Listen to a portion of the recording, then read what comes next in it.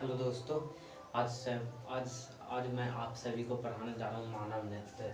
मानव नेत्र, ये जिस प्रकार हमारा भी आँख है उसी प्रकार आपका भी तो आँख होगा, तो उसी के बारे में आज हम लोग अध्ययन करेंगे। ठीक, ये मानव नेत्र है ना, जो बहुत ही इसमें से पार्ट होता है। अरे जिस प्रकार एक देश में कई एक राज्य होता है, उसी प्रकार एक मानव नेत्र में कई एक पार्ट होते हैं। मान लीजिए इसको, मान लीजिए कोई देश, मान लीजिए ये सब छोटा छोटा राज्य है, कार्निया हो गया, स्क्लेरा हो गया, पुतली हो गया। ठीक, तो सबसे पहले हम बात करेंगे स्क्लेरा के बारे में। क्या स्क्लेरा के बारे में?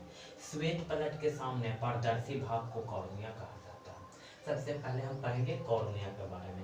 तो श्वेत पलट के सामने पारदर्शी भाग को कॉर्निया कहा जाता है, यानी श्वेत पलट के सामने पारदर्शी भाग को कॉर्निया कहा जाता है।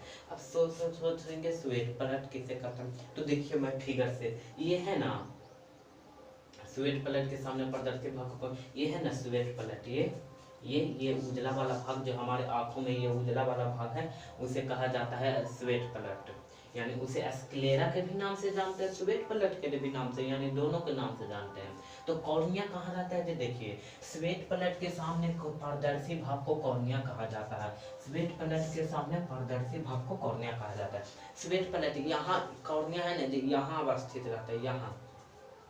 तो श्वेत पलट के सामने पारदर्शी भाग को कॉर्निया कहा जाता है। अब एक बात इंपॉर्टेंट बात देखिए, कॉर्निया के माध्यम से प्रकाश आंख में प्रवेश करता है। अरे जिसके वजह से आज हम पढ़ रहे हैं, आप देख रहे हैं, आप भी पढ़ रहे हैं, तो किसके माध्यम से प्रकाश, किसके माध्यम से आंख में प्रवेश करता है? तो कॉर्निया के माध्यम से। ये हमेशा दिमाग में सेट कर लीजिए क्या, कि प्रकाश हमेशा कॉर्निया के माध्यम से आंख में प्रवेश करता है।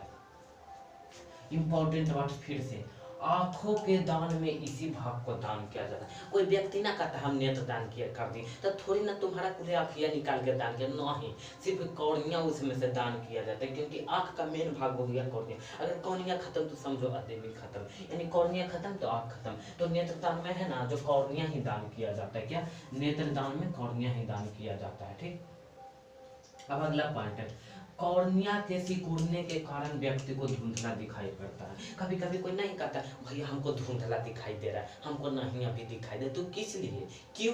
अरे क्योंकि कॉर्निया के सिकुड़ने के कारण व्यक्ति को धुंधला दिखाई पड़ता है। कॉर्निया के सिकुड़ने के कारण व्यक्ति को धुंधला दिखाई पड़ता है। क्या?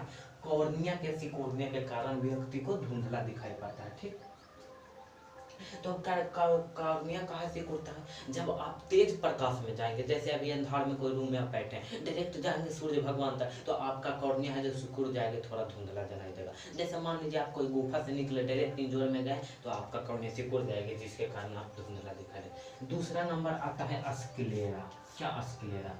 यह बाहरी आवरण है, एक सुरक्षात्मक सख्त सफेद परत के नाम से जाना जाता है। यह सफेद परत, यह श्वेत पलट, यही हुआ स्क्लेरा। यह बाहरी आवरण है, यह बाहरी आवरण एक सुरक्षात्मक सख्त सफेद परत के नाम से जाना।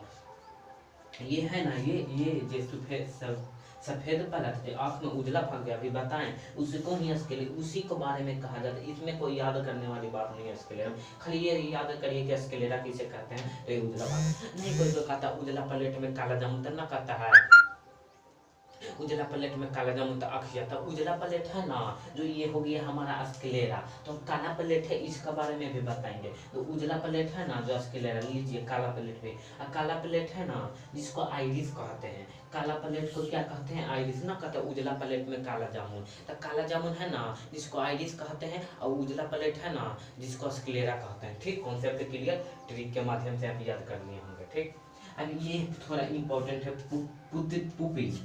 पुपिल, ये देखिए पुपिल, आइरिस के बीचों बीच एक गोल छिद्र होता है। आइरिस क्या बोले थे, करिका है ना जिसे आइरिस कहते हैं, इसके बीचे बीच ना एक गोल थोड़ा छिद्र होता है, उसी को पुपिल कहते हैं। देखिए यहाँ पर देखिए फिगर पारा हुआ है, ये हमारा हो गया आइरिस, ये वगैरह, ये छिद्र देना रहे ना आपको, ये वाला, इसी को पुपिल कहा जाता है। क्या? इसी को पुपिल कहा जाता है। ठीक, तो आइरिस के हुआ ना, आइरिस के बीचों बीच हुआ, तो इसी को पुपिल कहते हैं। ठीक, अब पुपिल का आकार, क्या पुपिल का आकार, अब पुपिल का, अरे बहुत सारे चीज को भी आकार नियंत्रित कर देते, लेकिन सिर्फ पुपिल, पुपिल का आकार आइरिस की मदद से नियंत्रित किया जाता है। क्या? पुपिल का आकार क्या है? आइरिस की मदद से नियंत्रित किया जाता है। पुपिल का आकार आइरिस की मदद से नियंत्रित किया जाता है। ठीक, पुपिल का यानी देखिए इसका आकार है ना, इसका ये नियंत्रित किया जाता है। यानी छिद्रवा के आकार कौन नियंत्रित करता है, तो ये करिक का भागवा जो ई है ना, ई करिक का भागवा, उसमें एगो छोटा छिद्र होता है ना, उसको नियंत्रित किया जाता है। ठीक,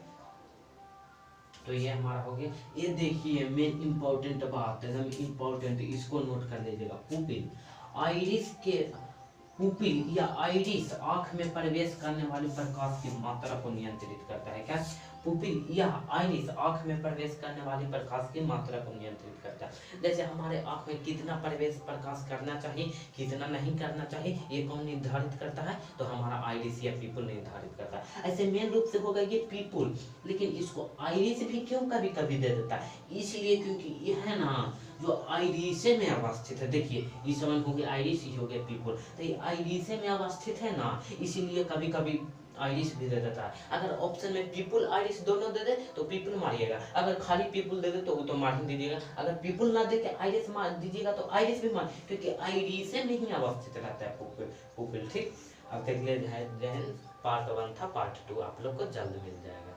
ठीक, सो